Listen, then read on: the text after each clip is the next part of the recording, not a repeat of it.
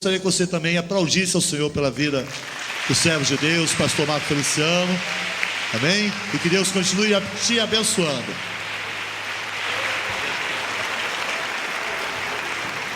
Aleluia, toda honra, toda glória seja dada ao Senhor dos Exércitos. Vamos nos colocar de pé, cumprimento os irmãos com a paz do Senhor. Está contratado para caminhar comigo, tá bom? Animar a plateia, me ajuda, glória a Deus. Os que trouxeram a Bíblia, sem perca de tempo, abram-na comigo, livro dos Salmos, Salmos de número 73, aleluia. É uma alegria para mim poder retornar aqui ao púlpito da Igreja Batista Filadélfia e rever amigos, e rever os anjos dessa igreja, Pastor Walter filho, a nossa matriarca que está cada vez mais bonita, mamãe, Deus abençoe a senhora, e a todos os amigos que vieram para prestigiar o reino de Deus. Eu não sei como você entrou aqui, mas eu imagino como você vai sair daqui hoje. Se você tem amizade com a pessoa que está do seu lado, dê o endereço para ela, porque a unção de Deus pode te pegar aqui hoje. É perigoso errar o rumo de casa. Então digo para o irmão, se você me encontrar por aí meio assim, me pegue e me leve para casa, porque hoje ou o céu desce aqui, ou nós vamos fazer uma visita até o céu nessa noite. Posso ouvir um grito de glória a Deus aí, bem forte, bem alto? Está escrito assim no Salmo de número 73: com efeito, Deus é bom para com Israel, para com os limpos de coração. Quanto a mim, porém, quase se resvalaram os meus pés, pouco faltou para que se desviassem os meus passos, pois eu invejava os arrogantes ao ver a prosperidade dos ímpios, porque não há apertos nem na sua morte. O seu corpo é sadio, não partilham das canseiras dos mortais, nem são afligidos como os outros homens. Daí a soberba que os cinge como um colar, e a violência que os envolve como um manto. Os olhos saltam-lhes da gordura, e do coração brotejam-lhes as fantasias. Motejam e falam maliciosamente, da opressão falam com altivez. Contra os céus desandam a sua boca, e a sua língua percorre a terra. Por isso seu povo se volta para eles, e os tem por fonte de que bebe a largos sorvos. E diz: como sabe Deus? Acaso há conhecimento no Altíssimo? Eis que são estes os ímpios, e sempre tranquilos aumentam em suas riquezas. Com efeito, inutilmente conservei puro meu coração, e lavei as minhas mãos na inocência, pois de contínuo sou afligido, e a cada manhã sou castigado. Se eu pensar em falar tais palavras, já aí teria traído a geração dos teus filhos. Em só refletir para compreender isto, eu achei muito pesada a tarefa para mim, até que eu entrei no santuário de Deus e atinei com o fim deles. Tu certamente os pões em lugares escorregadios e os fazes cair na destruição. Amém. Feche a Bíblia, coloque no banco, na cadeira, pegue na mão da pessoa que está do seu lado, da pessoa mais bonita que estiver do seu lado. Se não tiver ninguém bonito o suficiente, corra aqui e pegue na minha mão. Isso, atravesse o corredor, a faixa de Gaza, o que te separa do irmão, aperte a mão dele com carinho até ele falar aleluia. Pentecostal que não faz barulho está com defeito de fabricação, né? Feche os olhos e vamos orar. Pai, eu te amo, te exalto. Tenho certeza de que esta reunião foi marcada no céu antes de ser marcada na terra. Foi o Senhor quem marcou este gabinete celestial com a sua igreja. E a sua palavra, Senhor, fará uma cura no coração da sua noiva nessa noite. Eu não sei como os seus filhos entraram dentro deste santuário, mas eu tenho certeza que ao saírem daqui sairão melhores, sairão motivados, curados, abençoados, sairão daqui para conquistarem os troféus da vida. E os seus filhos serão tão tocados pela sua palavra daqui a alguns momentos, Pai, que haverá uma chuva de quebrantamento sobre nós hoje. Pai, antes que eu comece a ministrar a sua palavra, eu lhe faço os dois pedidos de sempre. O primeiro é que o Senhor cerque esta igreja e num raio de 5 quilômetros, onde houver um demônio alojado, eu dou a esses demônios segundos para desaparecerem daqui, porque se não sumirem, serão queimados pelo poder da sua glória que virá. O segundo pedido a Deus é um pedido de atrevimento. Se ainda tenho crédito no céu contigo como pregoeiro da sua palavra, abre a porta do céu sobre esta igreja e manda do céu para a terra uma comitiva de anjos, anjos de fogo, que eles desçam trazendo brasas de fogo nas mãos, que comecem a esparramar estas brasas aqui entre nós, e onde houver um crente batizado com o Espírito Santo, renova ele agora, meu Senhor.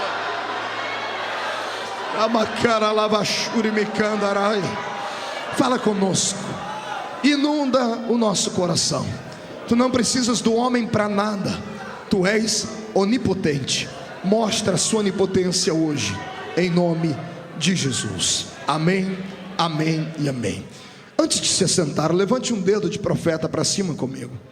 Aponte para o irmão que está do seu lado e diga para ele: escute aqui, cidadão, é hoje, não foi ontem e nem será amanhã, é hoje, o dia em que Deus reservou para responder as tuas perguntas. Então se segure, prepare o lenço para quando chorar. Se não trouxe lenço, prepare a manga da camisa, a ponta da gravata, porque hoje você sai daqui transformado pelo poder da palavra. Só quem crê nisso, uma salva de palmas a Jesus e tome o seu assento. Aleluia. Tomeis assento, por gentileza. Eu pedi ao Senhor uma palavra para esta noite, e essa noite é diferente de algumas noites que eu costumo pregar. Tem dias que a Bíblia está muito grande e a gente não consegue encontrar nada dentro dela. E hoje várias mensagens brigaram dentro da minha mente para que eu pudesse entregá-las, mas uma só desceu ao coração, e é a mensagem que eu vou pregar para você hoje. Talvez pelo dia de hoje, toda vez que o céu está nublado e a chuva cai, o dia fica meio triste. Não sei se você já percebeu isso. Todas as vezes que cai uma chuva muito forte, o céu fica acinzentado e a gente fica melancólico por natureza. Acredito que por causa disso o Senhor me trouxe à memória este texto, e este texto fará um grande milagre na sua história. Eu quero pregar hoje debaixo do tema socorro no santuário, e depois do socorro, o milagre que vai encontrar a sua vida. Aqueles que me acompanham há algum tempo sabem que eu não sou um pregador do evangelho comum. Eu sou um contador de histórias. O Senhor me deu esse talento. É um talento bonito, é um talento diferente. Acredito que eu herdei isso, pastor Walter, de Jesus.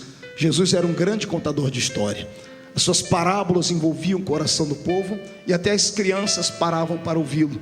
E hoje eu quero aqui, mais uma vez, narrar uma história bela para você. O Salmo 73 é um destes salmos que, quando passamos os olhos por ele, o nosso coração treme. Dá um certo calafrio, um desconforto. Por quê, pastor? Porque geralmente procuramos no livro de Salmos palavras doces. Procuramos salmos como o Salmo 23, como o Salmo 91, como o Salmo 126, o Salmo 51. São salmos que usamos em momentos de dificuldade, proclamando assim a poderosa unção de Deus sobre a nossa vida. O livro de Salmos é um livro de alimento para a nossa alma. São cânticos, são músicas, sonetos e sonatas que o Senhor Deus deu aos seus poetas, e eles versejaram e escreveram para nós. Mas o Salmo 73, ele é atípico, é diferente dos outros, porque eu não tenho aqui neste salmo muita alegria. Pelo contrário, tem muita tristeza nele. Tem um homem desabafando com Deus. Eu não sei se ele pensava em escrever este salmo para a posteridade. Eu acredito que ele estava passando por um momento de muita dificuldade, e ele resolveu, ao invés apenas de orar, colocar a sua oração por escrito, para depois meditar naquilo que ele havia escrito. E o homem que escreveu este salmo não foi um salmista comum. Aliás, nenhum dos salmistas eram comuns, mas este tinha um quê de diferente.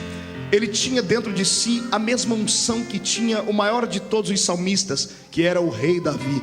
Também ele viveu na época de Davi. Ele aprendeu a versejar com Davi. A unção que estava sobre o homem segundo o coração de Deus desceu sobre ele. O escritor deste salmo é Asaf, e o nome dele significa Deus dele se apoderou. Asaf deixou para nós um legado de 12 salmos. Ele escreveu o Salmo de 50 e depois dos 73 ao 83. Se você pegar os salmos de Asaf e compará-los com Davi, você vai ver que eles tinham a mesma prédica, a mesma oratória, a mesma maneira de se expressar. Falavam em primeira pessoa e usavam sempre uma intimidade que chega a dar em nós, entre aspas, uma inveja santa. Quisera eu ter a intimidade que esses homens tinham com Deus. Mas o Salmo 73, como disse, sendo escrito por Asaf, aquele por quem Deus se apoderara, é estranho, porque ele está contando aqui momentos de angústia e de tribulação. Ele está dizendo que Deus é bom para com todo mundo, inclusive para com a nação de Israel. E quando ele resolve no primeiro versículo dizer que Deus é bom para com todos, para com a nação de Israel, é como se ele estivesse dizendo: Deus é bom para com todos, menos comigo. É como se ele estivesse dizendo: Deus guardou alguns e me deixou à margem da história, no meio da vida, no meio dos problemas e das angústias pessoais. O que eu vejo aqui é um homem angustiado, frustrado, passando pelo vale da sombra da morte, sem ter ninguém que o ajude, atravessando os vales da existência sozinho. E a solidão, para aqueles que vivem e convivem com ela, sabem que não é apenas um sentimento. A solidão é um demônio. É um demônio que atormenta a vida da gente quando chega a calada da noite, quando vem a época do inverno, quando todos estão sorrindo na casa vizinha e a gente está trancado num quarto, esperando o sol raiar para que o dia continue. Aqueles que vivem debaixo de solidão não gostam de finais de semana, não gostam de feriados. Por eles trabalhariam 24 horas por dia se tivessem força para isso, porque sabem que isto é horrível. Talvez seja por isso mesmo que o Senhor disse que não é bom que o homem fique só. Precisamos ter sempre alguém do nosso lado. Mas eu não sei se você já caminhou pelo caminho da dor. Eu não sei se você conhece uma matéria chamada sofrimento. E nesta matéria, uma das artes dela é a arte da solidão, porque a solidão faz parte da nossa depressão natural. Todas as vezes que nos entristecemos, que nos frustramos, que sentimos o apunhalar de um amigo nas nossas costas, todas as vezes que o teto desaba sobre a nossa cabeça e o chão abre debaixo dos nossos pés, nós queremos nos esconder. Nós não queremos ficar perto de ninguém. Procuramos um cantinho e assim nós vamos ali chorar as nossas mágoas e meditar um pouquinho. Não sei se você já fez isso. Eu cansei de fazer isso. E eu pensei que eu era um ser humano anormal, até que eu li a Bíblia e descobri que grandes homens, na época das suas piores crises, eles também se isolavam. Elias um dia, depois de ter feito um grande milagre, se escondeu dentro de uma caverna. E lá no seio da caverna, sem que ninguém na terra o ouvisse, apenas o céu aberto, ele fez a Deus um pedido: Senhor, eu queria morrer hoje, eu queria desaparecer daqui. Jó, na hora da sua pior angústia, sentado no meio das cinzas, gritou para Deus: Senhor, eu amaldiçoo o dia em que eu nasci. Queria que o Senhor riscasse dos livros o dia em que a minha mãe gritou: nasceu nesta casa um homem. E não foi só eles. Jesus, quando esteve nessa terra em forma de homem, quando ele tinha suas principais dores, embora ele tentou levar os amigos com ele, nas suas últimas 12 horas nós temos isso, quando ele entra pelo caminho do Getsemane, ele convida os 12 discípulos para orar com ele. Um deles vai embora e 11 ficam, e ele tenta orar com eles e não dão conta de orar. Ele levanta, chama os 3 principais amigos, Pedro, Tiago e João, e se aparta com eles. E para eles ele diz: a minha alma está triste e angustiada até a morte. E mesmo tendo tentado orar com eles, ele não deu conta. E ele disse para eles: fiquem aqui, eu vou entrar dentro desse Getsemane, porque esse Getsemane é só meu. A hora da angústia, da dor e da solidão, procuramos o refúgio da solidão para tentarmos entender o que está acontecendo. Talvez seja por isso que em muitos cultos alguns irmãos vibram, pulam, gritam, são fervorosos, e outros estão com seu olhar perdido. Uns enquanto estão aplaudindo ao Senhor, outros estão chorando por dentro. E alguns, por serem muito severos consigo mesmo, por serem austeros demais, não conseguem esboçar o seu sentimento. Sorriem, mas por dentro estão angustiados. Talvez seja por isso que muitos se calam em uma reunião como essa. Não porque são frios como pregamos, mas só Deus conhece o momento em que eles estão vivendo, o vale de depressão no qual estão. Foi por isso que Deus marcou esta reunião hoje. Talvez tenha sido por isso que Deus fechou o céu sobre o estado do Rio de Janeiro hoje e fez cair uma chuva, para que o seu profeta pudesse olhar para o céu e entendesse que sobre algumas vidas o céu está fechado. Todavia, não existe nuvem negra que impeça Deus de te enxergar na terra. Todavia, não existe vendaval que faça Deus não ouvir o seu gemido. Por isso Deus marcou esta reunião hoje. Se prepare, porque daqui a pouco você não vai ouvir mais esta voz rouca aqui. Você vai ouvir a própria voz de Deus dizendo no seu ouvido: eu estou contigo no meio deste vale, eu atravesso com você aqui. Quero te dar uma lição. Eu aprendi neste meu caminhar com Deus que Deus só prova aquele que Ele quer aprovar. Talvez seja por isso que Ele te trouxe aqui hoje. Oxalá seja o fim da prova, e se não for, aguenta o tranco. Mais cedo ou mais tarde a prova vai abrir espaço para o pódio, e você que está aqui embaixo será colocado no pódio de Jeová e receberá da mão dele a chave da vitória, o prêmio que o Senhor preparou para ti. Quem concorda comigo, dê um sonoro grito de glória ao nome do Senhor Jesus. Eu estudei a biografia desse homem chamado Asaf e eu me apaixonei por ele. Se você quiser conhecer um pouquinho melhor a história dele, assista um DVD meu chamado Quebrando o Protocolo, e você vai conhecer a história do nascimento do ministério dele. Quando ele tinha entre 14 anos de idade e 15, ele se aproximou do rei Davi, quando Davi dançava ao redor da arca, quando a arca retornava para Jerusalém. Foi ali que ele recebeu este nome de Asaf, porque Deus se apoderou dele e ninguém conseguiu segurar o garoto. Ele rompeu a multidão dos levitas, correu até o rei. Os soldados deveriam ter matado ele, porque ninguém se aproximava do rei sem passar pela sua escolta, mas o garoto passou ileso. E quando ele tocou na mão de Davi e dançou ao redor da arca, a unção que estava sobre Davi repousou sobre ele. Às vezes vale a pena fazer loucura, principalmente quando você vê que ainda existe alguém que é diferente na terra. Se você vê Jesus atravessar a multidão, não olhe para a doença que está sobre você, não olhe sobre as pessoas que dizem que você tem que ficar isolado e trancado num quarto. Se esconda a sua enfermidade, rompa a multidão, e nem que seja para você tocar nas orlas do vestido dele. Toque, e ainda que ele não te veja, ele pode não te ver, mas ele vai virar para trás e vai perguntar: alguém aqui me tocou? E quem foi que me tocou? Porque saiu virtude de mim. Rompa hoje a barreira do medo e toque no manto sagrado do Senhor, que está aqui hoje em forma da sua palavra. Você concorda comigo? Então dê mais um grito de glória a Deus, porque eu estou me aperfeiçoando com a palavra. Pois bem, como é que um homem de quem Deus se apoderou, como é que um homem que escreve 12 salmos, como é que um homem que tinha uma profissão, que eu não posso chamar de profissão, tenho que chamar de vocação, mas ele vivia desta vocação, podia estar passando um momento tão triste como esse aqui, pastor Joelson? Não dá para entender. Porque primeiro, ele era levita. Diga comigo, levita. Não, murcha a barriga, estufa o peito, diga levita. Quantas vezes nós estamos na igreja e olhamos para os levitas que vão cantar e vemos que os levitas têm um lugar de destaque. Você viu? As irmãs vieram cantar e não cantaram embaixo, vieram cantar aqui em cima. Levita tem lugar de destaque. Olha esse levita aqui, ele é feio, mas está ali no lugar de destaque, está tocando o seu teclado. É um levita. Todo mundo quer ser levita, todo mundo quer ter um lugar de destaque, todo mundo quer ter uma experiência profunda com o seu Deus na área levítica.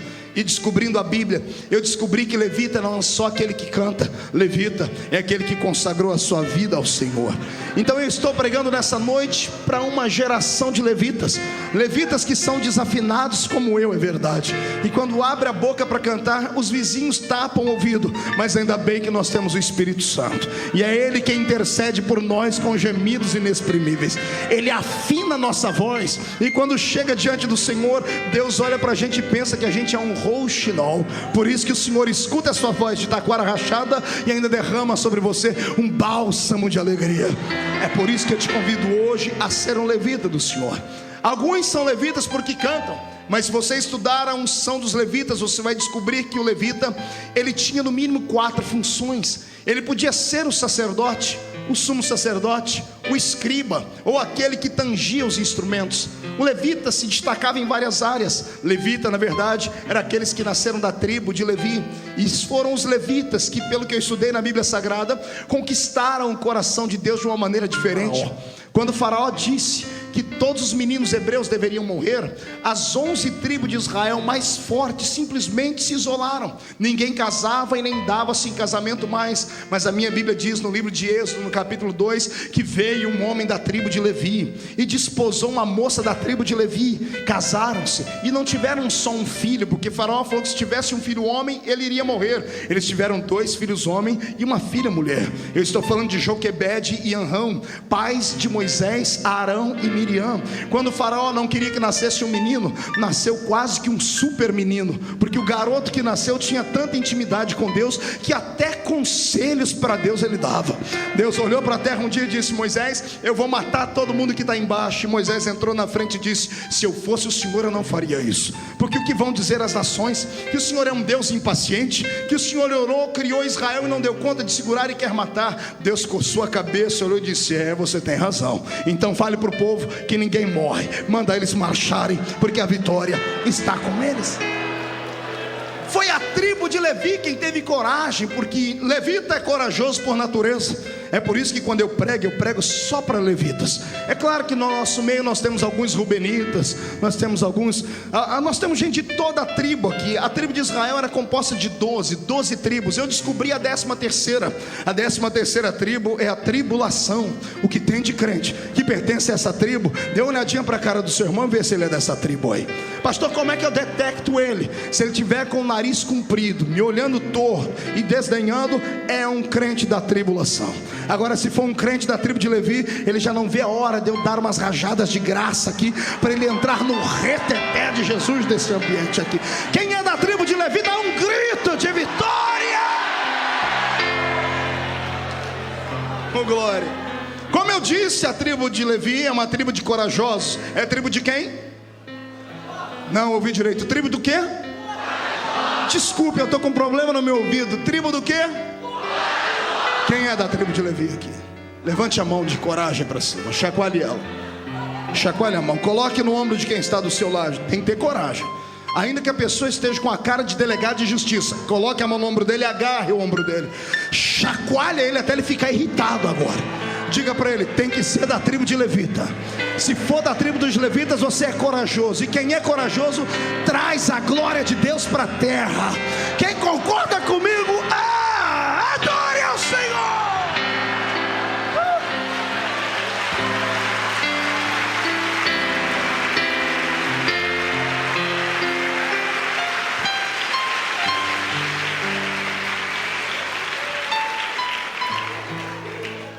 Difícil entender a depressão e a angústia de Asaf.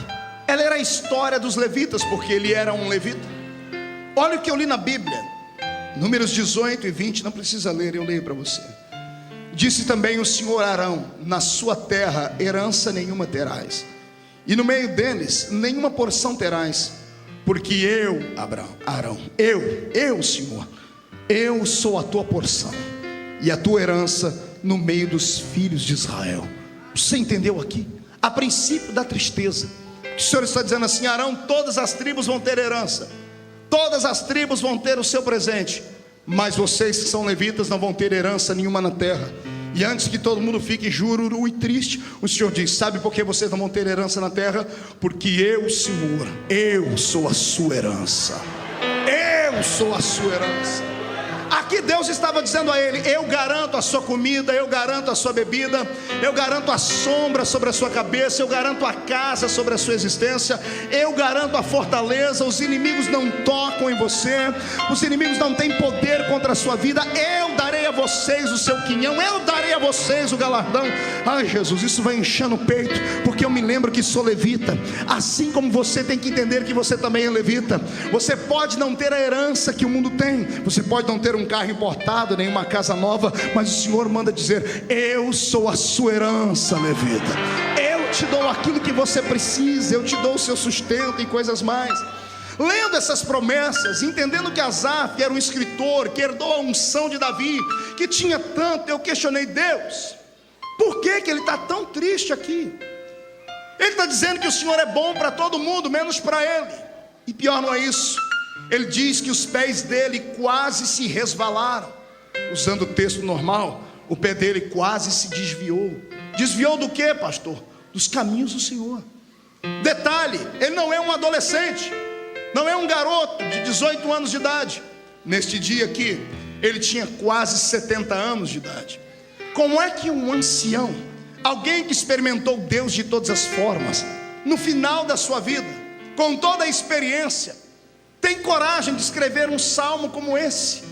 Tem coragem de deixar para a posteridade que ele também passou por um vale tão grande, que ele quase se afastou de Deus?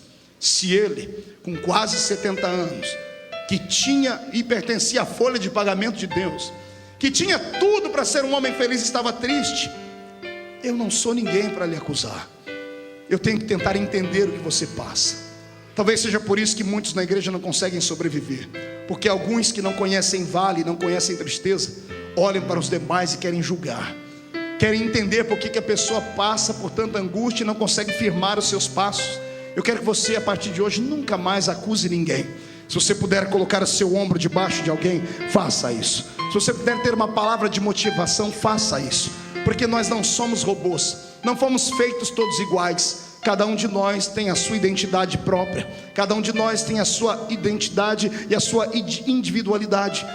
Cada um de nós é uma caixinha de surpresa diante de Deus. Não somos iguais em nada, podemos ser aparentes na aparência, ou melhor, a nossa aparência pode ser até semelhante à do outro, mas por dentro somos completamente diferentes. Então eu acho e acredito que seja por isso que Deus é um ser tão misericordioso, porque Ele nos entende, e quando Ele olha aqui nesta noite, Ele sabe muito bem porque que você está assim, e hoje Ele vai te explicar como sair dessa situação, porque Deus não te leva para um vale e te abandona lá. Deus é um general passivo e amoroso.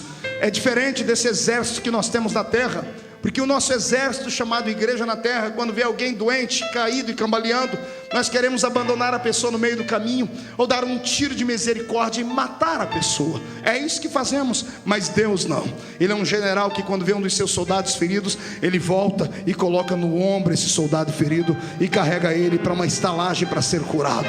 Eu quero profetizar sobre a sua vida agora e dizer no nome de Jesus, que ainda que um sacerdote te abandonou no meio do caminho, levita, ainda que um outro levita te abandonou no meio do caminho, há um samaritano sentado em um grande cavalo, e o trote dos pés deste cavalo já estão se aproximando de você, e ele manda dizer que na rua você não fica. Ele coloca você em cima do cavalo e vai curar as suas feridas, e vai te levar para uma estalagem, e vai pagar para alguém curar a sua história, e você que estava indo para o deserto vai voltar para a terra da misericórdia. Quem concorda comigo, dê mais um grito de adoração ao nome do Senhor Jesus.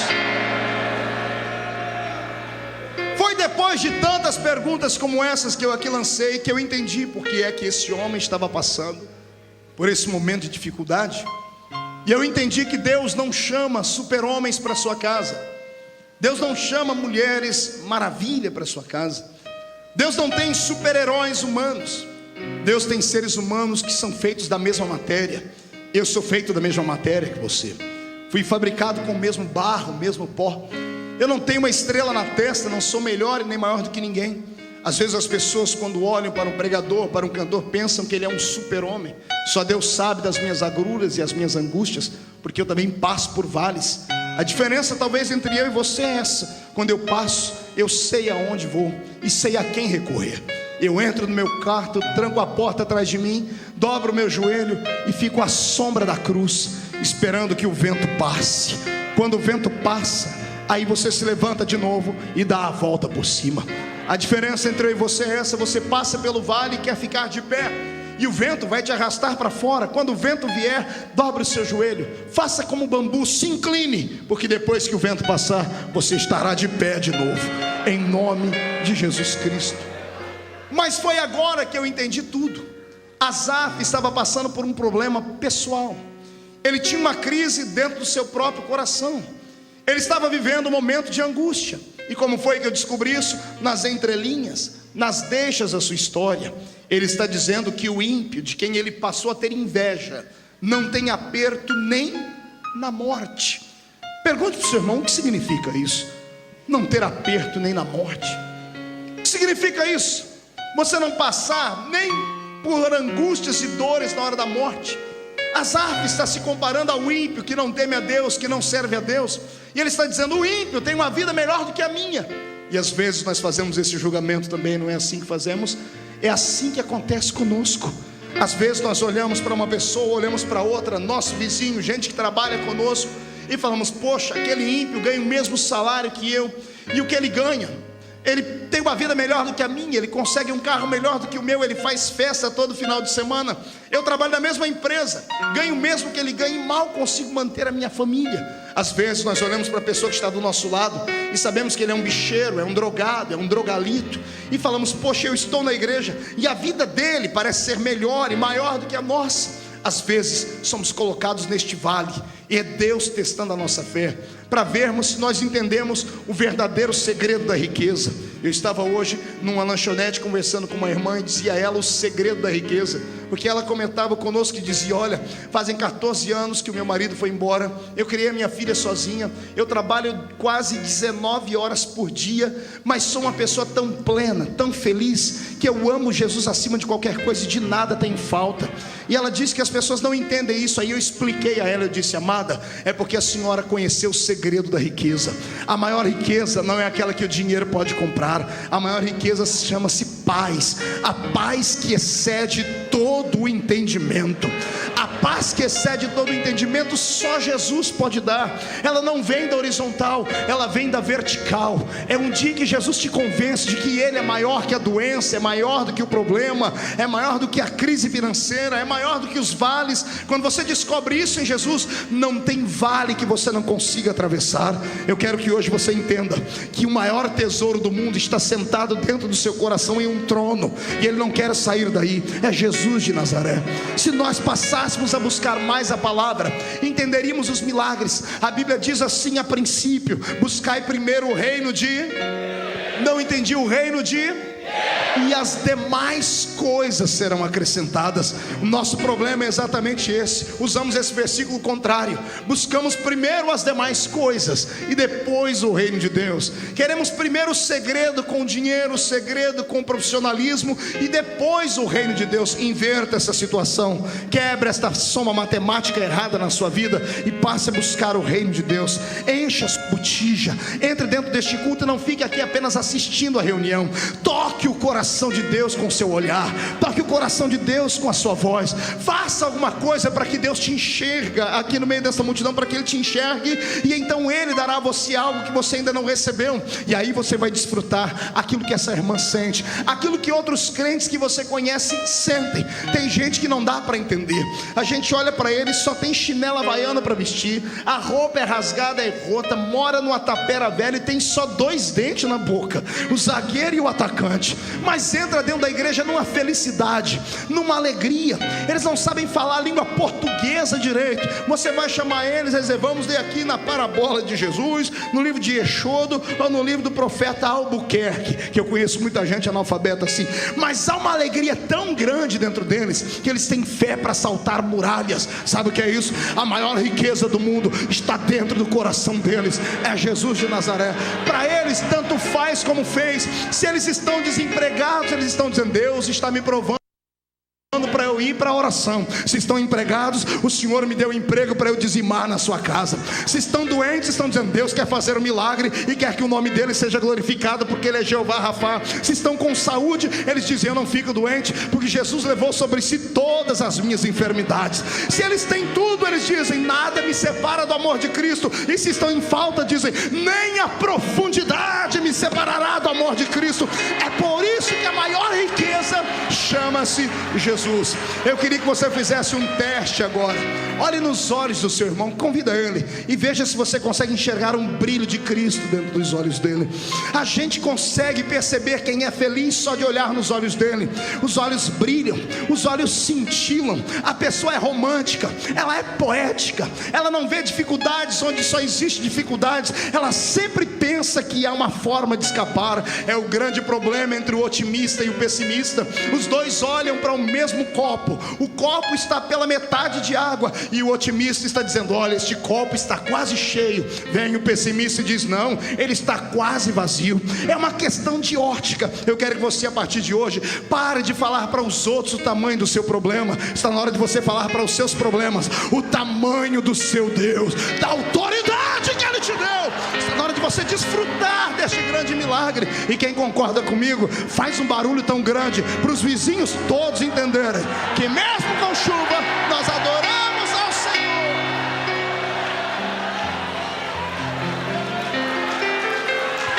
Aleluia!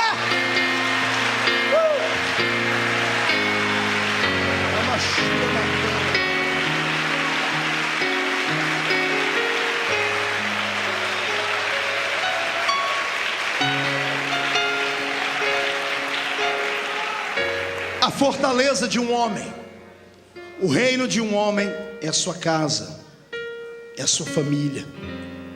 Se tudo vai bem na família, a gente aguenta tudo, a gente atravessa os buracos. Se a família está do nosso lado e todo mundo tem saúde, a gente vai embora, a gente arruma força. O nosso legado estando com saúde, vendo os barrigudinhos crescerem, ou comendo jiló, ou comendo uma comida muito cara, não importa, o que importa é a família estar unida.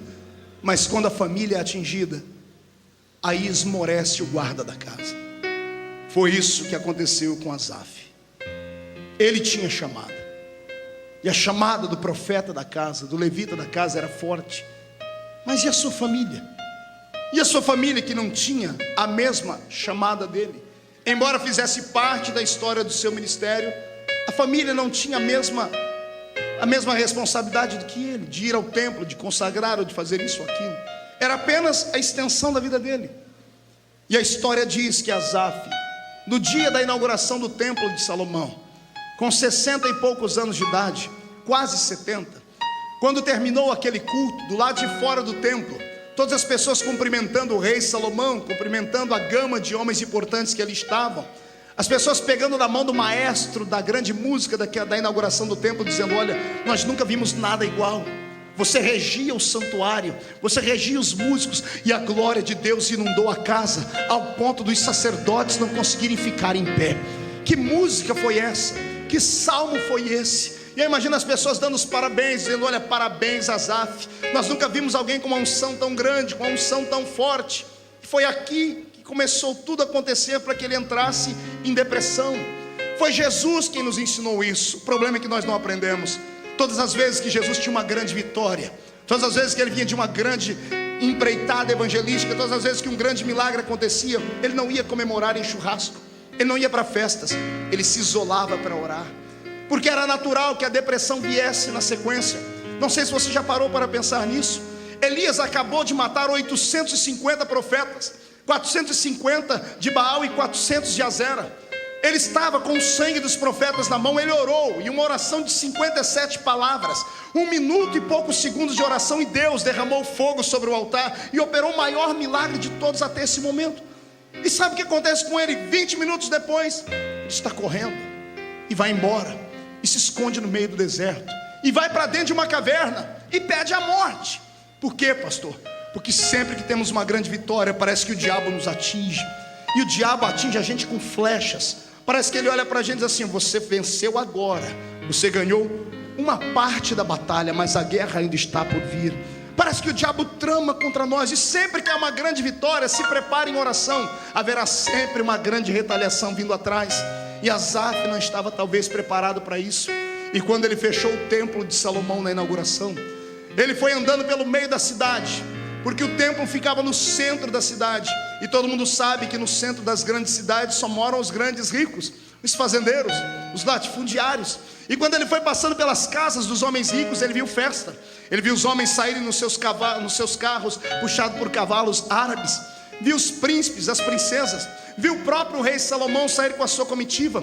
De longe ele viu os fogos no palácio do rei. A inauguração foi perfeita. As pessoas estão comemorando a sua grande festa, e Asaf vai embora para sua casa andando a pé, sem ninguém. Por quê, pastor? Porque ele era um levita. Levita não tinha riqueza, levita não tinha carro, levita não tinha roupa bonita. A roupa que ele usou na inauguração do templo foi a roupa que o pai dele usou, que o avô dele usou, que possivelmente o tataravô dele usou, porque era uma roupa de festa, era uma só para cada levita. E enquanto ele caminhava pelo centro da cidade, ia em rumo à casa dos levitas, que ficava à parte da cidade, Ele foi passando pela casa dos ricos e viu as festas, e viu os filhos dos ricos caminhando, e viu as pessoas se alegrando, e ele está sozinho. E quando ele caminha para sua casa, mesmo tendo 3 filhos, que segundo a Bíblia Sagrada, ou melhor, 4 filhos, 3 filhos e uma filha, Zacur, José, Netanias e Azarela, eram os 4 filhos dele. A tradição dos hebreus diz que um deles era doente, e eram tão doentes que não podiam se locomover. No maior feito do pai, eles não estavam todos juntos, mesmo sendo citados na Bíblia Sagrada como filhos do grande músico, não estavam todos ali. No maior momento da sua vida, no momento da consagração do seu ministério, ele está sozinho, e ele não tem um cavalo para levar os seus filhos naquele tempo. E quando ele chega no arraial dos levitas, ele olha para a sua casa, e a casa dele era uma casa, embora fosse uma casa digna de se morar, era uma casa velha. Mas quando ele andou pelo meio das praças de Jerusalém, ele viu as casas dos ricos, ele viu a casa dos grandes homens, dos latifundiários, dos fazendeiros, e ele viu suas casas bonitas, gigantescas, bem aparelhadas, cheias de festa. Quando ele chega no reduto dos levitas, ele lembra que a casa que ele está morando é antiga, porque o pai morou ali, o avô morou ali, o bisavô morou ali. E ele começa a sentir a necessidade de ter coisas, ou dar coisas para os seus filhos, que ele nunca teve. E quando ele abre a porta da sua casa e entra dentro do seu casebre, a comida que ele iria comer naquele dia não era o cardápio que ele pediu à sua esposa para fazer, porque o levita só comia aquilo que as pessoas davam para ele comer. Todos os dias era uma surpresa. Alguém batia a casa do levita e dizia: olha, Deus mandou eu te trazer isso aqui para você comer. E ele começou a se sentir não como um herdeiro de Deus, mas como um pedinte de esmola. Às vezes, quando somos obreiros de Deus, somos levados a pensar isso também. Temos uma vocação divina, ouvimos a voz do profeta, e as pessoas dizem: você tem vocação, você vai chegar lá. E a gente acredita, e cegamente se joga no reino de Deus. E de repente, você vê que todas as pessoas prosperam, e você que se lançou para viver da fé, começa a ser mutilado, começa a ser execrado. Eu lembro disso na minha vida, quando deixei um grande trabalho para trás e fechei a matrícula na faculdade de Direito. Eu comentava com os irmãos esses dias, eles perguntaram por que eu não prego em certo estado do Brasil. E eu disse: porque todas as vezes que eu ouço o nome desse estado, meu coração treme. Porque todas as vezes que eu lembro do nome desse estado, eu lembro que foi ali que me fecharam portas, porque eu pregava falando a verdade. E por causa dessas portas fechadas, eu fiquei 2 meses sem nenhuma agenda. E na metade do 2º mês, a minha filhinha me pedia leite, eu não tinha leite para dar a ela. E eu me lembro da minha filha chorando, pedindo: pai, eu quero beber leite, eu não tinha leite para dar a ela. É a angústia, a depressão que bateu no meu peito, a ira, a raiva, a vontade de chutar tudo. E o diabo do meu lado dizendo: se você tivesse estudado, se você tivesse continuado trabalhando naquele trabalho, você teria tudo para sobreviver, você seria um vencedor, seria um médico, seria um advogado, seria alguém importante, que você tem inteligência. E aí você começa a ver o seu reino desmoronar. E aí o efeito da fé passa, o efeito da chamada, que é metafísica, desaparece. E por um momento você começa a olhar com os olhos dos homens. E sabe qual é o sentimento que vem aqui dentro? Inveja, dor. E você começa a sentir náuseas pela sua chamada. Você começa a dizer: será que eu não errei? Será que eu não troquei os pés pelas mãos? Será que Deus me chamou para essa realidade de verdade? Estou pregando isso aqui porque o Senhor me disse que tem muita gente aqui hoje que tem vocação, tem muita gente que tem chamada. Eu estou pregando aqui para pastores que nunca pastorearam, para evangelistas que nunca subiram num púlpito ainda, mas que o coração queima. Estou falando para missionárias que ainda vão pegar o avião e atravessar esse grande oceano Atlântico e fazerem grandes obras para o Senhor. Estou pregando para levitas que vão viver da fé um dia. E você vai se lembrar dessa pregação quando você estiver passando pelo meio do vale sendo provado, e você vai ter forças para atravessar, porque Deus às vezes nos deixa sozinho para experimentarmos a sua grande proteção. Deus nos deixa sozinhos para experimentarmos um grande milagre, a sua grande provação. Eu quero que no nome do Senhor Jesus você entenda que o Senhor não te abandonou, e a sua chamada é uma realidade, e que você não precisa entregar a carteirinha de pastor, e que você não deve deixar a sua chamada de lado. É só um momento de dificuldade, daqui a pouco vai passar, o vento vai passar, e o Senhor vai confirmar a sua chamada, e você terá vontade de pregar 2 vezes mais. Agora você é só um gatinho acuado, mas aqui uns dias a unção do leão da tribo de Judá vai saltar dentro de ti, e você vai agarrar os demônios pelo chifre. Agora, aguente o tranco. Quanto maior a chamada, maior é a dor dela. Quanto maior é a unção que Deus tem sobre a sua vida, maior é o preço que tu vais pagar por ela. E não espere que você será alguém que Deus não irá provar. Não espere ser alguém diferente. Não espere que Deus vá mudar esse estilo. Esse é o estilo de Deus. Eu só dou uma coisa grande para aquele que prova que merece. E o homem só prova que merece quando ele passa pelo vale apanhando, caído, arrastado, mas lá na frente ele dá um jeito de levantar e olha para cima e diz: eu sei que o meu Redentor vive, e em breve se levantará na terra.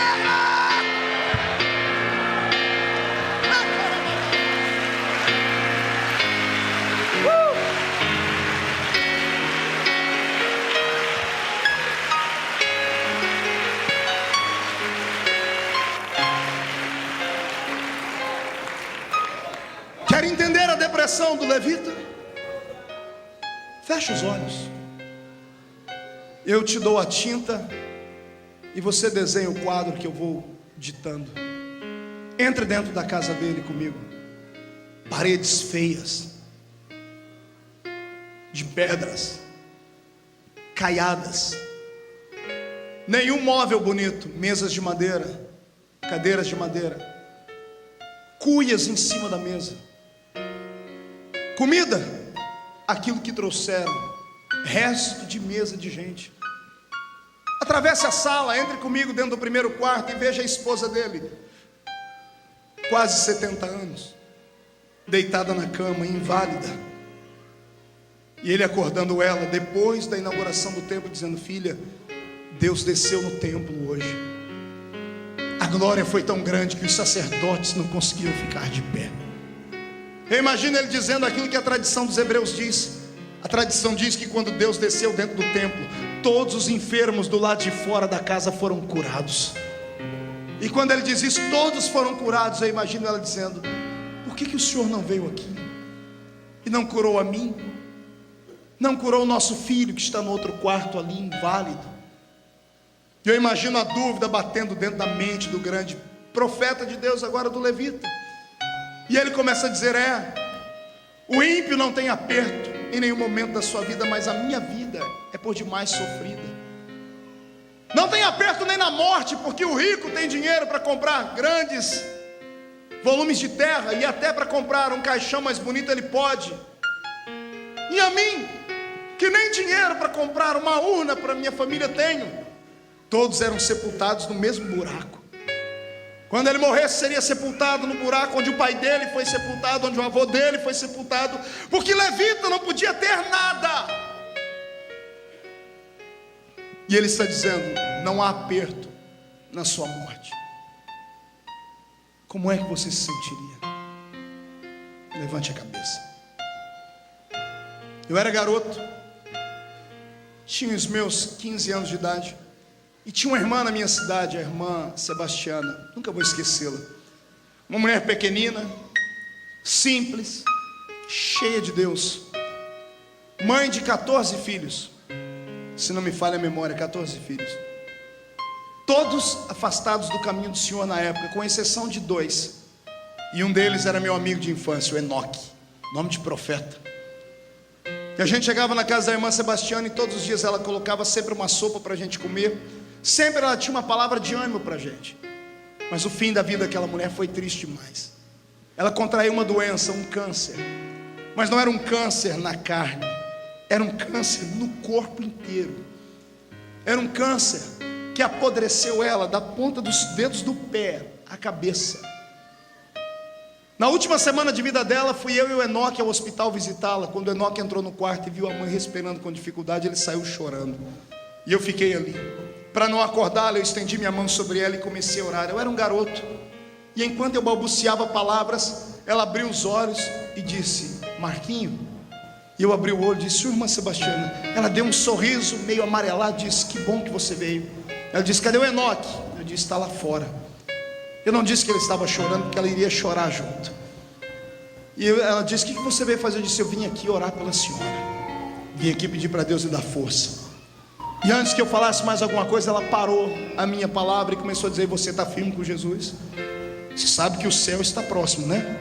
E ela começou a me incentivar a não abandonar a fé. Eu fui confortá-la, e ela começou a me confortar. E ela começou a me dizer coisas tão lindas sobre Jesus, e entre uma palavra e outra ela fechava o olho e fazia um semblante de dor, mas ela não abria a boca, não gemia. E a enfermeira, momentos antes, havia dito: ela sente dores que ninguém consegue suportar. Ela estava tomando soro pelo dedo do pé, para você ter uma ideia, porque as veias do corpo dela estavam estouradas, não conseguiam pegar uma veia do corpo dela. Ela tomava soro pelo dedo do pé. E quando eu via ela gemer, naquela época eu estudava ainda, e eu havia aprendido uma coisa interessante sobre ciências. Por que a gente grita quando a gente tem um susto ou quando vem uma dor? É uma mensagem que o nosso corpo manda para o cérebro. Por um momento, o nosso cérebro é interrompido. A dor se interrompe por milésimos de segundo. É por isso que quando gritamos, por um momento, parece que ficamos num vazio grande. A dor desaparece por milésimos de segundo. E ela gemendo, e eu dizia assim: irmã Sebastiana, grita, geme, solta a voz. E ela dizia assim para mim: não posso. E eu falei: por que não? E ela me chamou para baixo. Eu coloquei o meu ouvido perto da boca dela. Ela disse: está vendo aquela mulher ali à direita? Sim. Ela disse para mim: ela não é crente. E ela perguntou para mim se o meu Deus me abandonou. E eu disse para ela que não. E ela disse para mim: eu quero ver até onde você aguenta aí com essa dor. Até onde você aguenta aí? Eu quero ver você gemer aqui dentro. Ela disse: eu não vou gemer, porque o meu Deus vai me dar força. E eu falei para ela: irmã Sebastiana, por que a senhora não grita, não dá atenção àquela mulher? Ela disse: não, se eu gritar, ela vai perder a salvação, ela vai debochar do meu Deus. Então eu vou aguentar firme aqui, porque eu fico em silêncio, e o testemunho vai fazer ela aceitar Jesus como Salvador. Isso me tocou muito naquele dia. Dias depois, a irmã Sebastiana foi sepultada. E enquanto eu entrava no cemitério, eu via a tristeza da sepultura de um pobre. Um mês antes foi a sepultura do magnata da cidade.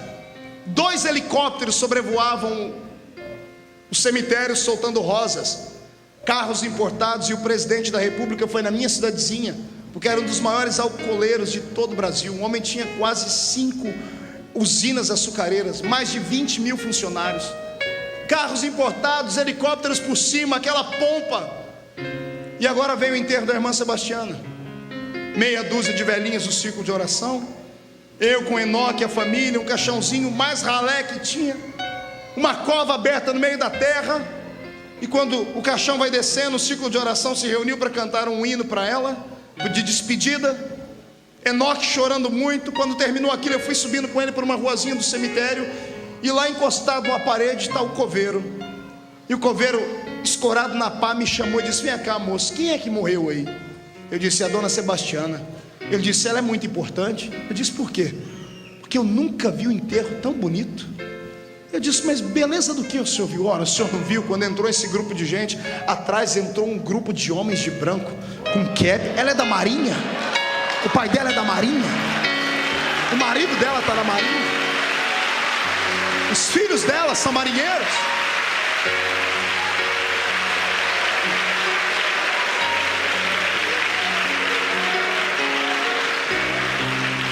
Testemunho do coveiro.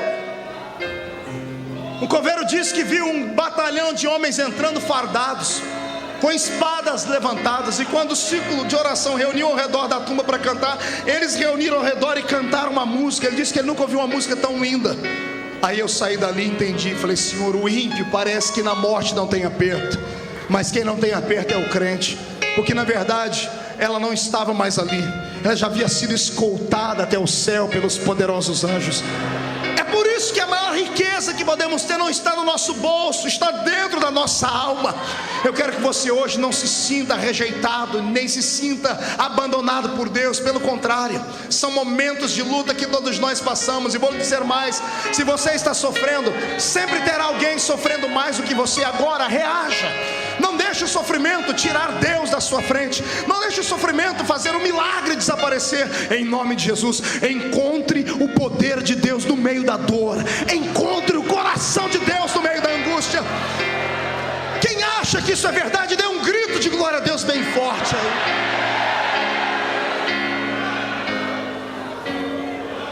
Aleluia. Pedro grita no meu ouvido dizendo: o homem que espera em Cristo só para esta vida é o mais miserável de todos os homens. Sabe o que significa isso? Pedro está dizendo: se você vem à igreja só para ter uma cura, você é o mais miserável de todos. Se você vem à igreja só para ter a sua família unida, você é o mais miserável de todos. Se você vem à igreja só para buscar dinheiro para a sua empresa que está falida se levantar, você é o mais miserável de todos. Porque dinheiro passa, saúde passa. Jesus não ressuscitou Lázaro e ele está vivo hoje, morreu de novo. Todos aqueles que Jesus curou na sua caminhada morreram. Então isso significa que a vida é passageira. A vida passa muito rápido. Agora aquele que fez uma projeção do seu cristianismo para a eternidade, esse investiu no maior banco que existe, que é o banco da graça do céu. Pastor, mas eu não tenho que servir Jesus por aquilo que Ele tem que me dar? É claro que não. Malditos sejam essas religiões de hoje que dizem assim, ó, se Deus é Deus, Ele é obrigado a te dar, porque se Ele não der, Ele não é Deus. Esse não é o meu Deus. Porque o meu Deus, se Ele der, Ele é Deus. Se Ele não der, Ele é Deus. Se Ele fizer, Ele é Deus. Se Ele não fizer, Ele é Deus. Eu não sirvo Jesus por aquilo que Ele tem que me dar. Eu sirvo a Ele por aquilo que Ele já me deu. Ele me deu um nome escrito no livro da vida do céu. Se uma bala perdida acertar o meu coração agora, o corpo cai em terra, mas a minha alma voa para as moradas celestes.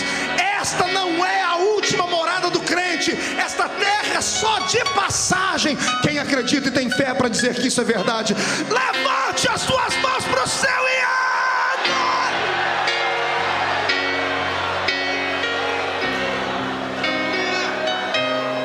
Ramasuri de Candaramahai, Levassuri mianda rabacharabacanda.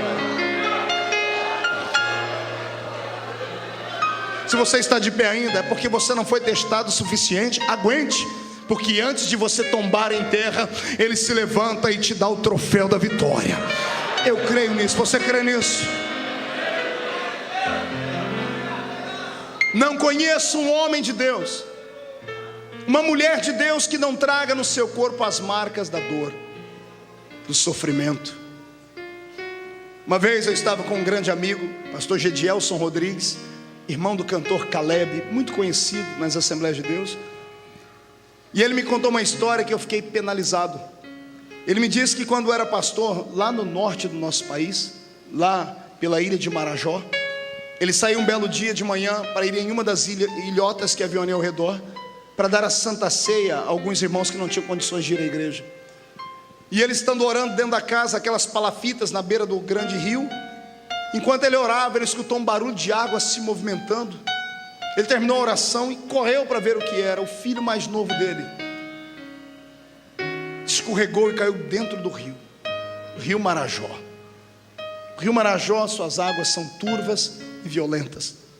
Ele disse que pulou dentro do rio e nadou por 6 horas, e junto com seus amigos tentou encontrar o corpo do seu filho, e era inútil, porque as correntezas eram muito fortes. Ele saiu das águas e dobrou o joelho em cima daquela palafita e disse: Senhor, eu sei que meu filho já não está mais vivo, mas pelo menos sepultar o corpo dele eu quero. E mais um mergulho ele deu, e depois de 6 horas, lá no meio do fundo do rio, ele conseguiu tocar em algo macio, e ele percebeu que era um corpo, e ele tirou o corpo do filho. E ele disse que isso torturou ele a vida inteira. E a vida inteira ele contava isso, e todos os cultos que ele contava, ele chorava. Ele contava porque ele não se conformava com aquilo.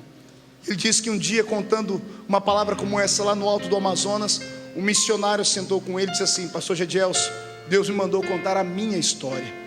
Eu estava aqui trabalhando, fazendo uma jangada, eu e os meus filhos, e estávamos levando essa jangada para evangelizarmos outras tribos, quando eu escutei um tremor de terra e um barulho tão grande. Quando eu me virei, só deu tempo de ver uma cobra grande enrolada no meu filho, e desceu à profundeza das águas. Ele disse que ele ficou estático. Aquela situação, ele vendo o filho, era só ele e o filho dele. Ele vendo o filho naquela situação, sendo engolido por uma cobra para dentro das águas do rio Amazonas, ele ficou tétrico e parado. Encontraram ele 6 horas depois, parado na mesma posição. E quando chacoalharam ele, quando ele voltou em si, ele deu um grito ensurdecedor. E ele voltou para dentro da casa dele. Missionário. E aí eu te pergunto, esse missionário estava vendendo drogas? Esse missionário estava fazendo alguma coisa ruim? Estava fazendo uma jangada para evangelizar o reino de Deus, para ganhar almas. Deus não podia ter poupado o filho dele. Não podia ter dado uma morte mais digna, se é que há uma morte digna. Deus não poderia ter feito de outra forma. Tinha que ser assim, uma cobra gigante, enrolar no filho e levar ele para o fundo das águas. E ele diz que 15 dias depois, ele voltando ao batente, ele ainda não se conformava. Ele dizia: Senhor, pelo menos enterrar o corpo do meu filho eu gostaria. E ele andando pela terra, ele sentiu um regurgitar de terra, a terra se chacoalhando. Ele subiu no alto de uma palmeira e viu uma cobra grande do outro lado, e a cobra se contorcia inteira. E ele disse que teve coragem, ele arrumou uma coragem onde não tinha, e a cobra, como ela só tremia, ele arrancou a cabeça dela, e o meio dela estava cheio, e ele partiu a cobra no meio, e lá dentro, todo torcido e quebrado e morto, estava o filhinho dele. Ele pegou o filho daquele jeito, levantou para o céu e disse: Senhor, obrigado, porque pelo menos sepultar o meu filho eu vou poder. Pastor Gedielson disse que nunca mais ele contou essa história questionando Deus, porque todos temos uma história. A sua não é a pior delas. Você ainda tem esperança. Você ainda sabe que a morte não é o fim. Você serve a um Deus que pode operar milagres da noite para o dia. Você tem oportunidades, esperança que o ímpio não tem. Qualquer dia aqui dentro desse culto, Deus pode fazer aquilo que você está esperando. Deus pode nessa noite visitar aquele doente na sua casa. Ele pode hoje descer aqui com o lenço da eternidade, enxugar os seus olhos e arrancar as lágrimas dele. Eu só não quero que você venha para o culto e fique desafiando Deus, desaforando de Deus, dizendo que Ele não pode ou Ele não faz. Não é isso. Deus sabe todas as coisas, e Ele enxerga onde nós não enxergamos. Foi por isso que Asaf fez este salmo, e disse que Deus o havia abandonado. Mas o interessante é a sequência do versículo. Lá pelo versículo 17, ele diz assim: ó, tudo isso aconteceu comigo, até que eu entrei no santuário de Deus. E ele diz: quando eu entrei no santuário de Deus, as minhas escamas caíram, e eu enxerguei que o único lugar de alegria plena que eu tenho é quando eu estou na presença de Deus. É por isso que eu te incentivo a transformar a sua casa num culto, numa extensão da igreja. É por isso que crente não pode ir só uma vez por semana, 1 hora a cada 7 dias, ir na igreja e dobrar o joelho e dar só boa noite para Jesus. Nada disso. Crente tem que se alimentar, porque quando você está na presença de Deus, você se fortalece, a esperança vem sobre você. Foi numa visita ao santuário que Deus deu o cumprimento de uma promessa que há anos não acontecia. Tem um homem sentado em Jerusalém com mais de 90 anos. Está ele na praça junto com os aposentados, e a Bíblia diz que o Espírito moveu-se dentro dele para ele ir ao templo. Lucas 2 está escrito isso. Essa é a diferença entre aqueles que vêm para a igreja. Tem gente que vem movido a tudo dentro da igreja, menos movido ao Espírito. Agora aquele que vem movido pelo Espírito, ele faz a diferença num culto como esse. Ele sabe como vai entrar, mas não sabe como vai sair. Foi por isso que Jesus te trouxe hoje impelido pelo Espírito. Eu sei que até esse momento você está choroso, está chorando, está se segurando para não se derramar em lágrimas. E se eu fosse você, eu não teria vergonha de chorar. Aquilo que a sua voz não consegue falar, as suas lágrimas falam. Se você ler o capítulo 5 do livro de Apocalipse, você vai entender o que eu estou dizendo. A Bíblia diz que as orações dos santos, as suas lágrimas são incenso diante do trono de Deus.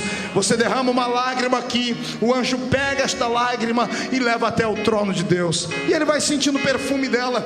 Quando ele sentir que esta foi a última lágrima, ele ficará de pé no trono e responderá a sua oração. Eu não estou pregando para um grupo de derrotados que não tem a quem recorrer. Não, eu profetizo que você não terá mais que pagar dinheiro para o psicólogo, nem para o psiquiatra, e nem terá que tomar mais remédio de depressão. Nesta noite o Senhor cura a sua alma. Ele traz à existência a força que está aí rompida dentro de você. Só que você tem que arejar a sua mente. É para isso que entramos no culto. Grito de crente não é só efusão pentecostal, clichê pentecostal ou filosofia pentecostal. Grito de crente é o sopro da sua alma buscando alívio. Quando você dá um grito dentro da igreja, os céus inteiros tremem por causa do seu grito e do seu clamor. Quando você ora em línguas estranhas, você cochicha dentro do ouvido de Deus e fala coisas que ninguém entende, só Ele entende. Então eu te desafio nesta hora, eu te desafio a parar de olhar para os problemas, a parar de olhar para o ímpio, a parar de olhar para aquele que tem, para aquele que pode, para aquele que fez. Eu quero que você fixe seu olhar na cruz, porque você também é merecedor de ajuda. E hoje, nem que o Senhor Deus tenha que mover do céu uma legião de anjos para te socorrer, Ele fará isso, porque você é importante para Ele.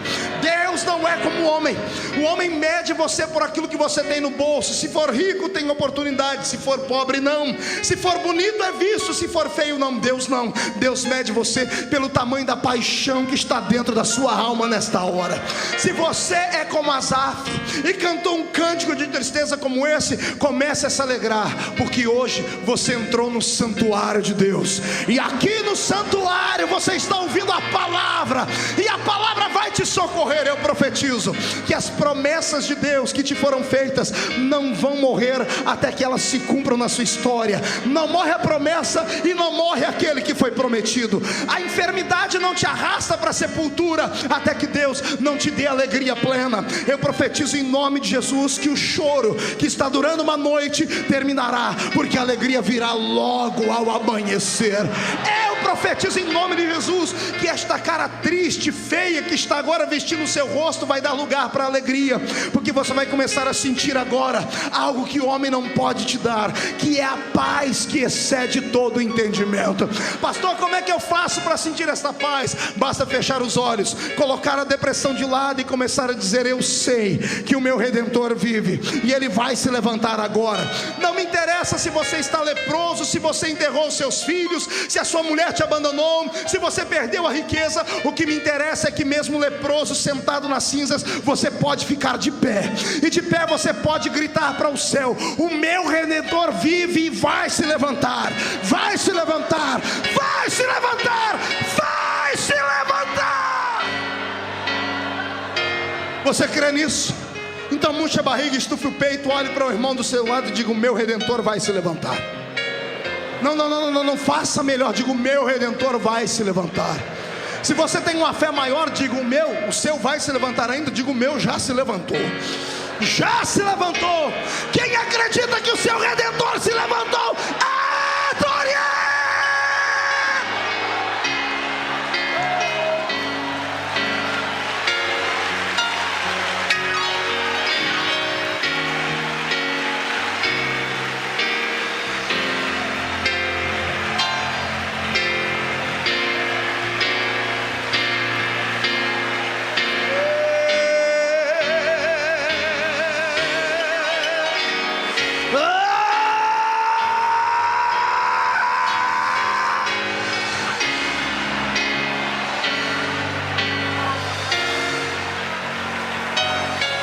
Estou ouvindo barulho de portas se abrindo, estou ouvindo barulho de grilhões quebrando, correntes sendo trincadas, barulho de asas de demônios voando para bem longe.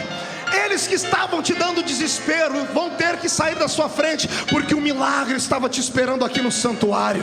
Se você está sentindo milagre, comece a adorar. Troque a tristeza por alegria, limpe as lágrimas. É hora de orar em línguas, é hora de usufruir da bênção, é hora de sentir a graça, é hora de você mostrar às pessoas que estão do seu lado que você não morreu. Ei, o crente é igual à lenda da fênix, o pássaro que depois de destruído se recompôs. O crente pode cair até 7 vezes. Por 7 vezes jogaram seu vaso no chão, ele trincou e se espedaçou. A Bíblia diz que de todas elas o Senhor te colocará de pé. O Senhor está te colocando de pé nesta noite. Ah, meu Deus. Vem, Simeão. Na praça a promessa não se cumpre, em casa também não. Entra no templo. Pastor, mas eu já sou velho, tenho 90 anos. Não me interessa, há um milagre no santuário. Venha. E é dentro do santuário, que você vai esperar por alguns minutos, e daqui a pouco, Simeão, vai entrar lá dentro um casal, uma moça de meia idade e um senhor já mais velho, um bebezinho no colo. A festa será completa, até músico Deus vai mandar para o templo, Salomão. É claro que a cantora tinha 90 anos de idade também, mas não tem problema, era a cantora da época. Só vocês, um culto particular. E quando você pegar o bebê no colo para apresentar ao Senhor, dê uma olhadinha no rosto dele. Quando o sacerdote velho olha para o rosto, ele começa a tremer, quase tem uma parada cardíaca. Levanta o bebê e diz: agora eu posso morrer, porque os meus olhos viram a promessa se cumprir aqui dentro. Quem vem movido para o culto pelo Espírito de Deus, pega Jesus no braço e ainda dá um abraço nele. Você crê nisso? Faça isso então. Agarre Jesus nesta noite e diz: Senhor, daqui eu não saio, daqui ninguém me tira. Ana, não adianta ficar chorando em casa, não adianta ficar com raiva de Penina, Ana. O milagre está no santuário. Corre lá. Ah, pastor, mas no santuário o sacerdote vai dizer que eu estou bêbado. Não dê atenção a ele. Se ele te chamar de bêbado, levante a sua voz e diz: eu não estou bêbada, eu só quero meu milagre. Eu quero meu milagre, eu quero meu milagre. E a promessa vai vir por ter entrado no santuário. Você que era grávida vai ter um filho. Gere o seu milagre aqui dentro hoje. Gere o seu milagre. O meu Deus está dizendo para mim que as trompas espirituais que estavam ligadas, Ele está desamarrando elas. Vão voltar a ficar frutíferas a partir de hoje. Você volta a desfrutar os milagres do seu Deus a partir de hoje. Vem. O que foi que aconteceu com você? A sua mão ficou podre e ressequida? Vem para o santuário.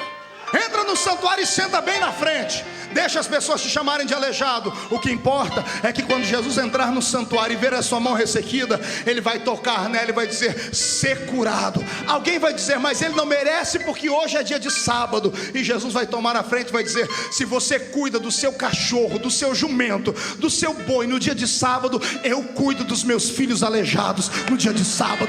Levanta com a sua mão curada, mas adore ao Senhor.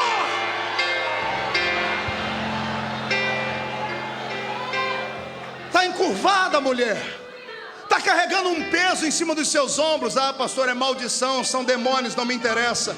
Vem para o santuário, entra no culto, deixa as pessoas rirem, ficarem com pena de você. O que importa é que quando Ele te enxergar no santuário, Ele vai dizer ao espírito que te atormenta: sai dela.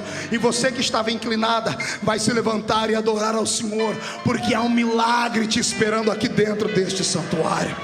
Eu profetizo em nome de Jesus. Joabe, é para você, Joabe, esta palavra. Disseram que você merece a morte, disseram que você não pode viver. Então entra no santuário e sobe em cima do altar. Agarre as pontas do altar. Aqui no santuário, quem está no altar não pode ser tocado por homens. A morte vai ter que dar meia volta e arrumar outro para ela brincar, porque aqui no santuário tem um milagre de Deus te esperando. Quantos creem nisso? Quantos acreditam que esta é a noite do milagre? Dê um grito de vitória, diga: é uma noite de milagre. Diga: eu creio, eu creio, eu creio, eu creio.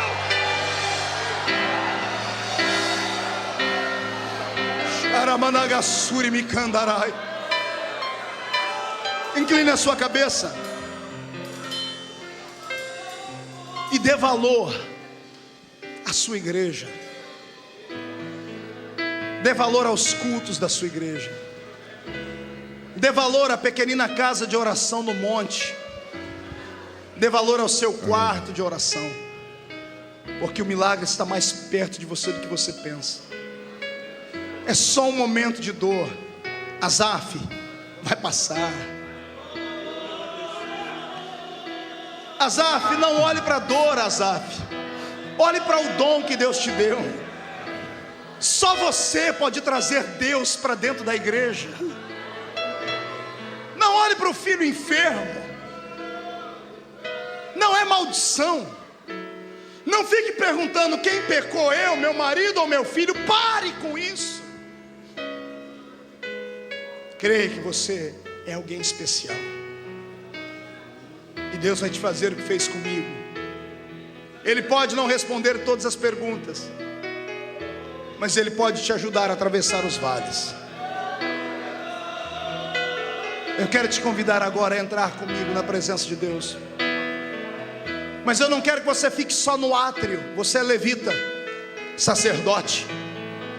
Levita atravessa o átrio, vem no lugar santo. Se tiver coragem, entra atrás do véu do templo e entra comigo no Santo dos Santos, porque a fumaça de Deus vai cobrir esse ambiente. Eu não preciso ser conhecido por ninguém.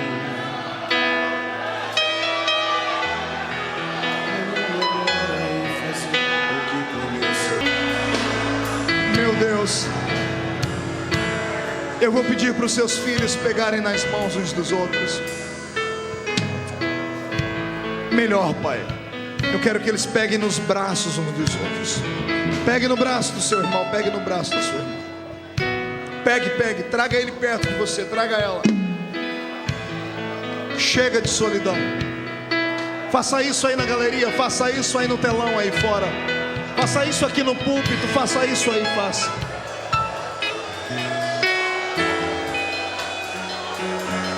Deixa eu orar por você. Pai, as pessoas que estão em casa assistindo devem fazer isso também. Faça isso, chame a sua família, pegue nos braços deles. Vamos orar junto. Deixa eu orar por você. Só pode interceder por alguém que já passou pelo que você está passando. Eu imagino que te trouxe à frente. Eu imagino que você está passando em casa. Eu imagino que você está passando aí. Eu sei a dor da rejeição. Eu sei como é triste você sonhar e os sonhos não acontecerem. Eu sei como é difícil você orar e Deus não responder. Eu sei como é difícil lutar contra os ventos que dizem que você não tem chamada. Deixa eu orar por você. Incline a sua cabeça. Meu Deus, o gemido que será ouvido agora vai assustar. Eu não estou pregando, Senhor, para homens e mulheres que não erram. Eu estou pregando para gente simples, para gente que entende o vale. Estou falando aqui, Pai, para gente que a chamada foi roubada, porque os homens não acreditaram neles. Eu estou falando para gente, ó Pai, que já teve momentos de glória no ministério, mas hoje estão vivendo à margem, bem à margem da história. Estou falando, Senhor, para famílias que estão destruídas no momento, para pessoas que estão enfermas à beira da morte. Estou falando para um monte de Asafes, que são levitas, que têm uma chamada. Eu queria ter o bálsamo, Pai, para tocar nas feridas agora.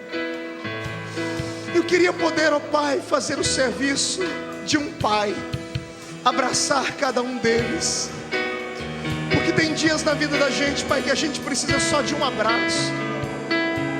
É por isso que eu pedi para as famílias se juntarem agora, porque nós estamos quebrando, Pai, a mão dos demônios do desespero. Estamos amarrando, Senhor, a força dos demônios que tiraram a fé, que roubaram a esperança.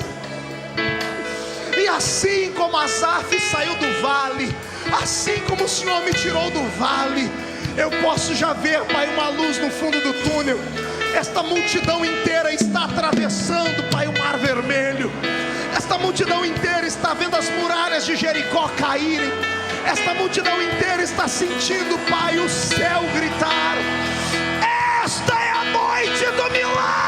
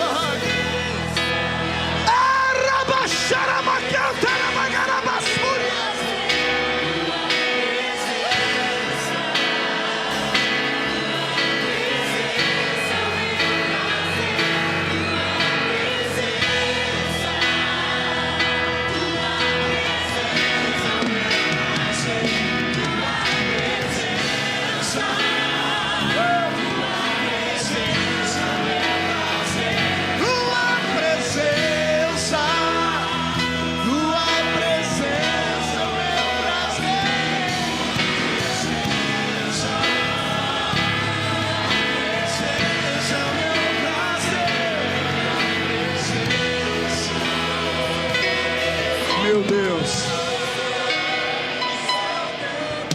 Levante as duas mãos para o céu. As duas. Chacoalhe elas. Chacoalhe elas. Sabe o que significa isso? Liberdade. Dê meia volta, olhe para o seu irmão e chacoalhe a mão em cima dele.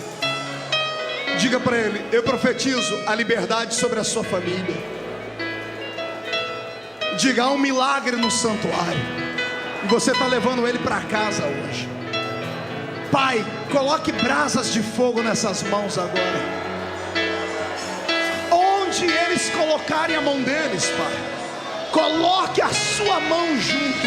Abrace o seu irmão e diga para ele: o milagre chegou.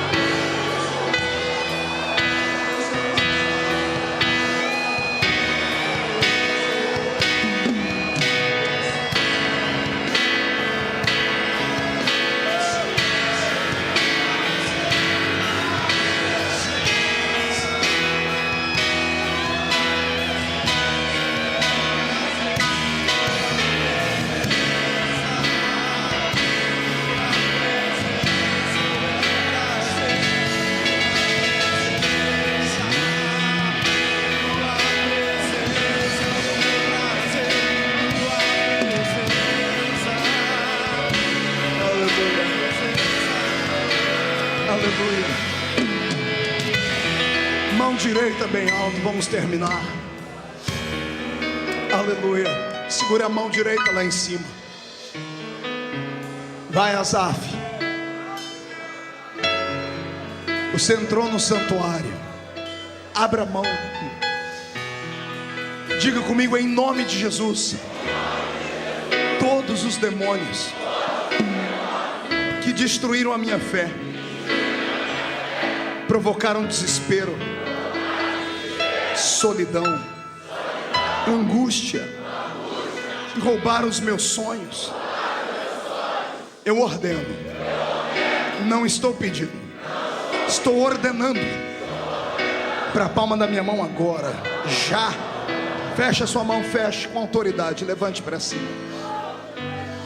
Eu vou contar até 3, no 3 você vai jogar no chão e pisar em cima. Vou contar até 3, você vai jogar no chão e pisar em cima. 1. Há um milagre no santuário. 1,5. A sua família está recebendo milagre hoje por causa de você. 2. Esse ano é o seu ano. 2007, número 7, número da plenitude, número da perfeição. Esse é o seu ano. 2,5. Satanás vai ter que arrumar outra casa para atormentar, porque da sua ele se muda hoje. 2,75. A vitória é sua. 3. Jogue no chão, pise em cima. Posso enfrentar o mundo, eu sei quem luta por mim. Seus planos não podem ser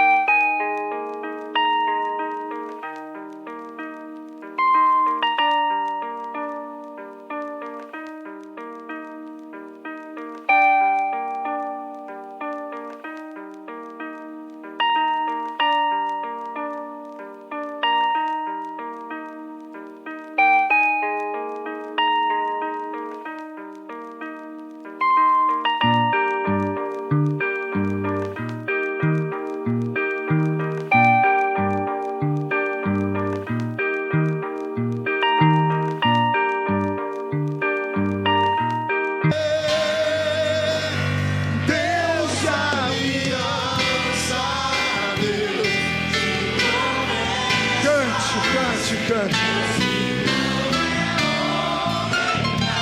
Não mente não, Senhor. Tudo pode passar, tudo pode mudar. Esta palavra vai se cumprir. Quem pode aplaudir a Jesus, faça.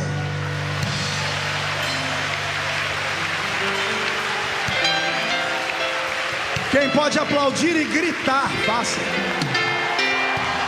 Quem pode aplaudir, gritar e salta!